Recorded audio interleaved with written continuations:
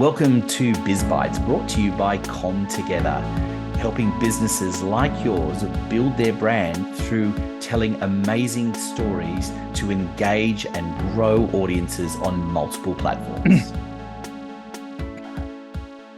Well, hello everyone, and welcome to another episode of Biz Bites. And the guest I have today with me is someone. Look, he and I have got to know each other a little bit over the last few years, and I find his business endlessly fascinating. Even though technically speaking, it's in an area that I don't have a huge amount of understanding in, but it's actually the area of understanding some basics in businesses and knowing that there's a technical aspect that often people overlook in trying to understand their workforce. And so I'm going to introduce Andrew Uglow officially to you, but I want Andrew to you maybe to describe a little bit how you define your business.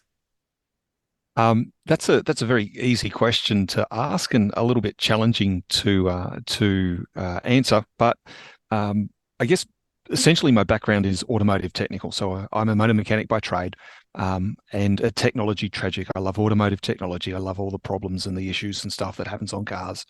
And at the same time, I really enjoy helping people become technically proficient, helping people be successful working on cars. And they're two different skills. You can have a huge amount of technical knowledge and still not be successful. And you can have an incredible ability to think, but not know the front of the car from the back of the car, and not be successful working on cars. And so you need to have both of those pieces. You need to have this really deep curiosity and thinking strategy, and you also need to have or understand the car at a technical level. And essentially, my business helps people get both. So to put it very simply, we help automotive technicians conquer automotive technology. Would be the very simple way of doing things. And we play out not just at a technical level, but we also play out at a neurological level as well. The thing that I find fascinating about your business is really that here you started off with a very specialized skill as a mechanic, but you are able to take yourself out and see the broader picture and see the gaps that have really fallen into the place. And I think it's very similar for a lot of businesses because technology and changes in community have seen the playing field change on a regular basis. So there is this idea of how do you keep people who are already in the job skilled up on a consistent basis is perhaps one starting point for that, because that's easier said than done, because there are so many professions where otherwise what ends up happening is where you keep constantly grabbing new people because they're the only ones trained in the latest and greatest, which doesn't make sense for people who have been skilled otherwise in the past.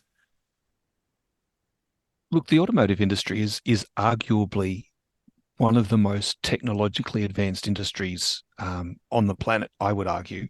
And at the same time, it's also one of the most lagging, perhaps, in how they go about doing what they do. In that they're still using like 1950s management style largely, and the technology that they're using is world changing. You know what you can do in a car today is epic, and so keeping your people up to speed is one skill. Keeping your people engaged is another skill, and it really is a two-part problem, and it requires a solution for the individual, firstly and foremost, but it also requires a solution for the business as well. You can't manage today's people using 1950s technology. It doesn't work, which is why we have the skills shortages in the industry that we do.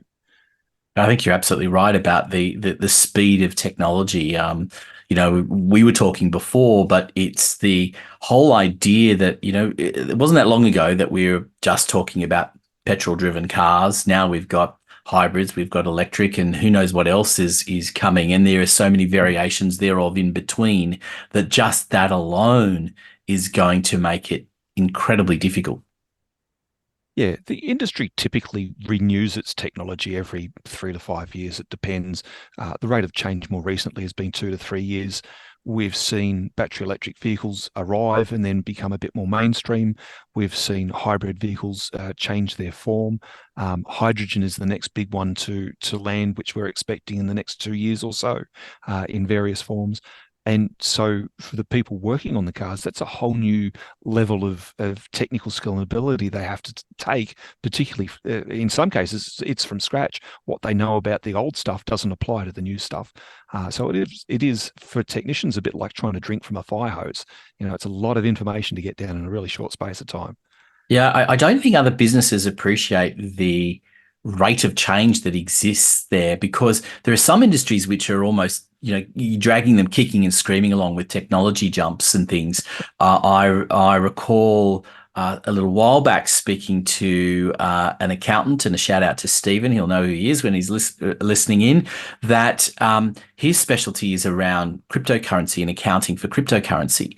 And that whole concept is new, but really dragging other accountants along to understand how they need to implement in that scenario is very difficult. And that has taken, that's years and it's a slower rate of pickup. Whereas, people are out there today and they're buying electric vehicles and they're buying hybrid vehicles and they're still buying the petrol vehicles. And as you say, that, next will be the hydrogen ones. And they can't afford to be lagging. I mean, because a lot of these dealerships that are implementing the simple maintenance on the cars have this massive variety. Look, it's an enormous change for everyone, and I think perhaps the best example I can give you of this is when you look at the number of lines of code that run the different machines around the world. So if you look at the 787 Dreamliner, which is essentially one of the newest technology jets, and if you've ever had the pleasure of flying on one, they really are a really nice bit of kit. But there's somewhere in the vicinity, I think it's about 13 million lines of code that run that aeroplane. If you look at the jet fighters, and there's a whole variety that you could talk about, but the F-35 is arguably the pinnacle. There's fors and against that, but there's somewhere in the vicinity, I think it's about 8 or 9 million lines of code that run that. And that's million lines of code, right? So imagine trying to sort through that to find a bug or an error. Um, when we start to talk about automotive, the average mid-range luxury car, so we're not talking the elite supercars or anything like that. We're just talking, your Volkswagens, your Jeep product, your Cadillacs, that sort of stuff. There's about 100 million lines of code that run a car. Now people think their phones are smart. Take three phones, put them together, and you've got about the processing capability of just one control module on a car. And on average, for your mid-range cars, you're talking anywhere between 30 and 50 control modules. So the complexity is enormous. It is a really, really difficult job in and by itself. And then add to that the rate of change. Like I said, it really is like trying to drink from a fire hose. There's just so much you've got to know all at once to be successful. And it's a skill.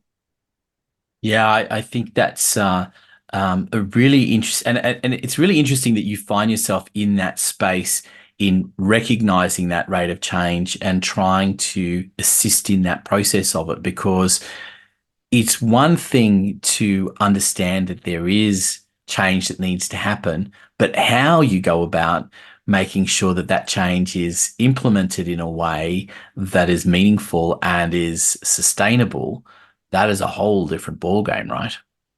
Yeah, absolutely. It's not what you do, it's the way that you do it, right? We know the song, we know the saying, and it's absolutely true.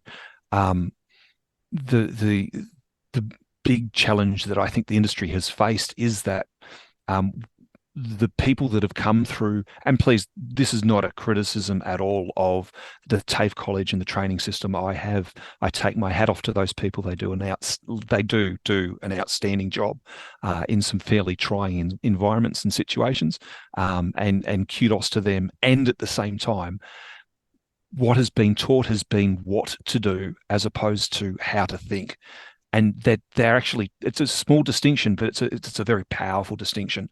And when people are only taught what to do, how to follow a process, how to apply a diagnostic routine, step one, step two, step three, um, they're good up until something changes and then they're stuck. Whereas when people are taught how to think, not just what to think, but how to think, how to run your brain, um, that gives them a whole level of resourcefulness that's really, I'm going to say, lacking in the industry and desperately needed. And that's essentially what we do at Solutions Culture. We help people to learn not just what to think, but how to think. And it's the difference that makes the difference.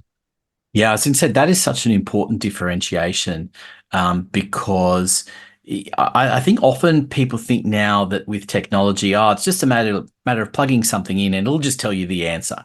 Um, that I just, wish, I wish it I was that easy, dearly right? wish. Yep, that's the misnomer, isn't it? Oh, don't you have a computer that you just plug in and it tells you? And you go, well, yeah, nah. It gives you a huge amount of information, and this is one of the challenges again. It seems to be either a feast or a famine. You can have a car misbehaving and have absolutely no data in there because of the type of problem it is, or you can have a car that's misbehaving. You have so much data in there, you just don't know where to begin. And people go into overwhelm. The skill of running your brain is so critical when you're trying to find a problem, and people just aren't taught that. Yeah, and so that's what intrigues me as well because you're working with mechanics and they're very much in their zone. Mhm. They've learnt, okay, this is how you pull a car apart. This is how you put a car together, in a kind of in a crude sense.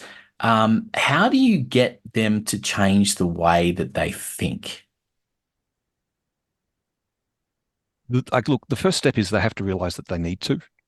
Um, and particularly, not always, but particularly people that have been in the trade for a long time tend to get settled in the way, set on the way. The industry is structured in such a way that you can you can niche, so you can do a particular type or a particular area of service or repair or diagnosis, and people tend to settle with what they're familiar with, what they're comfortable with.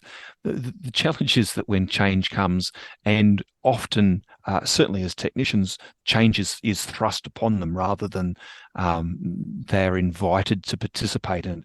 Does that make sense? Yes. And so that in and of itself causes quite a bit of stress. So actually being able to, manage yourself, manage your state, being able to, we have three big parts that we teach essentially.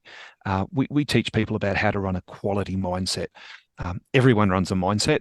That's not the issue. The issue is being able to run a quality mindset and being able to do it under pressure, because there's a lot of pressure to perform in dealerships. Time is money, and they have to be able to do that under pressure. The second part is their method. Most people use a static method, and that's fine for lower technology things. But when you start talking high technology or complex compound problems, so it's not just one thing, it's several things causing the issue, you have to have a dynamic strategy to be able to find that and work with that. And that's something that's part of our own IP that's different to everything else. And the last bit is meaning. Everyone has data, but knowing what the data means, that's a skill, and being able to distinguish, valid data from invalid data, all those sorts of things are critical. So we teach people a whole bunch of different heuristics around how to make meaning, and those three elements, mindset, meaning, and method, are the difference that make the difference. And we call those technicians resourceful technicians.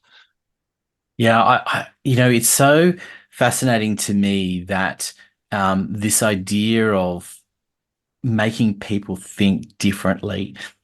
And you've achieved that because of your own, through your own resources and development over the years. I'm going to delve into that in a minute, but I'm um, I'm intrigued with this because I saw I even saw a post just recently where people were talking about the need to give their staff an entrepreneurial mindset.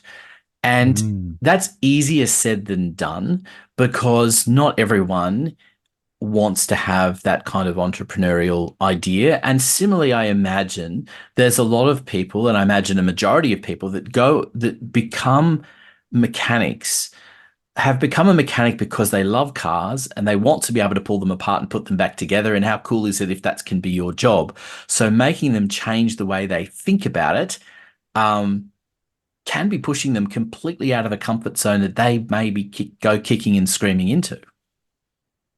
Yeah, look, I think the real key for us in helping technicians move from wherever they are to where they need to be is the I call it the curiosity lever. If anyone has even a moctum of curiosity left, that's a huge lever for moving people, and more specifically, moving people's thinking from where they are presently into where they need to be, and to the point where people are looking to have their staff have an entrepreneurial mindset.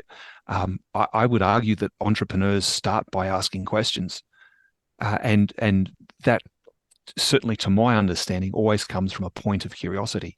You wouldn't ask a question if you're not curious, right? If the issue's already settled, if the idea has already been resolved, well, why would you bother to ask a question? And so that's kind of where we start with technicians.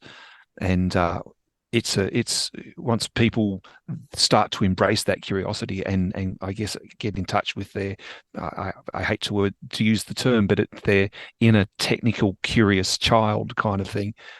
It really gives you some momentum to be able to make that shift in a way that would otherwise take a significantly longer amount of time. I hope you've been enjoying the conversation so far. We look forward to bringing you part 2 in the next episode of Biz Bites. Biz Bites is brought to you by Com Together for all your marketing needs so you can build your brand, engage audiences on multiple platforms. Go to comtogether.com.au, follow the links to book an appointment for a free consultation.